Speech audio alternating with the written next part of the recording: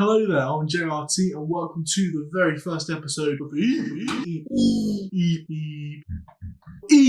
a weekly roundup where I talk about the EPs recently that I've been listening to, normally over the last week or so, just because I don't always, it's hard to structure them out into anything meaningful. However, with this being our first episode, I'm just going to go over some EPs I've listened to already this year, from like January up until now. I'll quickly go over some of the EPs that I loved and some that I hated. Mixtapes are also going to be included in this series just because I haven't got anywhere better to put them. Anyway, we'll start with the hatred first, which is pretty much reserved for Justin Bieber's recent album. He's released 6 EPs this year. 6. You might be thinking, oh, I must have missed that. Don't worry, you missed nothing if you heard his last LP, because they only include tracks from that album. All 6 of them.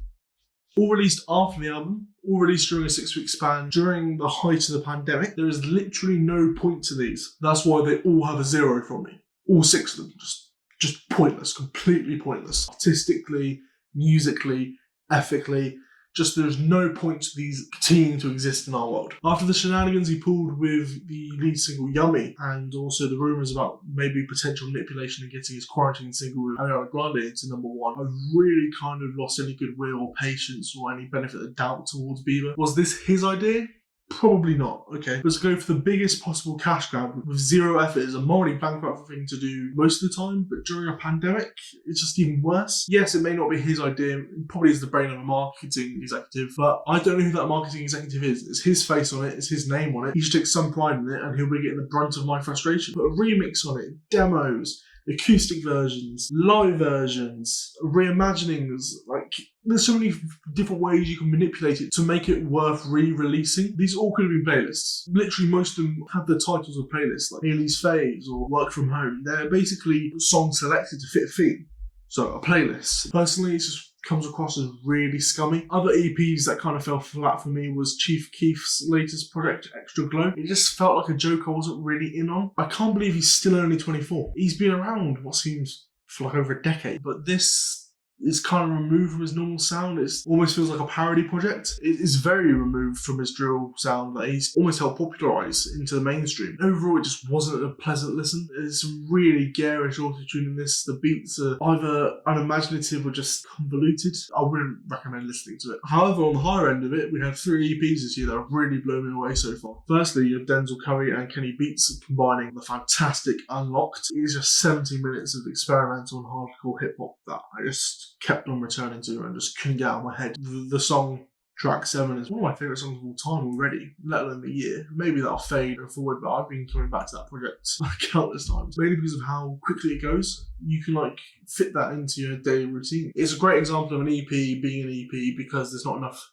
for it to be an LP. It's still high quality, but there's no filler on it to try and stretch it out. There's no loose cuts to pad it. It is an EP because there wasn't enough content for an LP, and they wanted to keep the quality high, and they've done that. It's a genuinely great listen. British neo soul and like contemporary R&B, that sort of scene, it's in a decent spot in the UK at the moment. Maybe it's on the sideline slightly compared to more mainstream acts such as hip hop and pop, but with acts such as Mahalia and Yasmin Lacey dropping EPs this year, there is a lot of potential I'm looking forward to hearing in the future. Whilst I enjoyed both of those projects, Pip Millet's second EP is a fantastic body of work. I just adore it. It really has me on the edge of my seat waiting for more music from her. The lyricism is brilliant yet transparent emotionally, and there's just a real nice cozy warm feeling to the tracks. Her voice is just stunning, and to me, you got Georgia Smith, FK Twigs, Mahalia, like I said, Yasmin Lacey, just all kind of queuing up, fighting for attention in a genre that in the UK doesn't get as much love as it probably should. Thirdly, the last EPs get an 8 from me are completely far removed from the lovely, warm, cozy sounds of Pip Millet's. It's the EP 4 from Lucy. I don't speak Japanese, I don't know what the first bit. However you say their name, they're an experimental ambient noise outfit. And this project really creeped me out. It just creeps me out. Makes me shut the curtains at night and turn the lights on. It really is just abrasive. It's almost rude how in your face and obnoxious the noise and the sound of it is. But to me, it always feels like they're doing it on purpose. You haven't stumbled upon it accidentally, or they're trying something else and they're getting a different result. This feels like what they're going for, and it's quite refined. It reminds me in that respect of Daughter's LP from 2018 and how just disgusting and scary that sound was. And even though it doesn't sound exactly like the like, it just has that unnerving and unsettling impact on. Overall, it's just a very grating experience that I would recommend. I really enjoyed it. Just below those 3 projects was Headie One's collaboration with Fred again. Headie One releases a few days coming out of prison, and to me, he's one of the more innovative rappers in the UK scene. There's not many really branching out and experimenting with their sounds at the moment. The features on this are crazy, considering you got FK Twigs on an interlude, you've got Sampha and Jamie XX. The producer he's worked with, Fred again, I kind of didn't know much about, but he's worked with pretty much every big name in UK pop at the moment. Ellie Goulding, Rita Ora, Charlie XCX, Ed Sheeran, Les Glynn, George Ezra.